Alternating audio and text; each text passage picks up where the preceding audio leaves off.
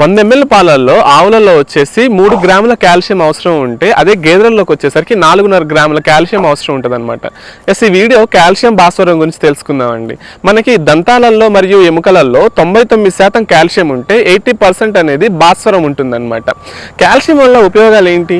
మనకి దంతాలు బాగా ఉండటానికి మరియు చర్మం మరియు ఎముకలు మంచిగా ఉండటానికి, పునరుత్పత్తి సమస్య మెండుగా కరెక్ట్గా జరగటానికి మరియు యుక్త వయసుకి తొందరగా రావడానికి, ఎలాంటి వీక్గా ఉండటం ఇలాంటి సమస్యలు లేకుండా కాల్షియం అనేది ఉపయోగపడుతుంది. పశువు ఈనటానికంటే ముందు లేదా కొన్ని సందర్భాలలో ఈనిన తర్వాత లేదా అధిక మొత్తంలో పాలిచ్చే పశువులలో కొన్నిసార్లు కింద పడిపోతుంటాయి, కూలబడిపోతుంటాయి.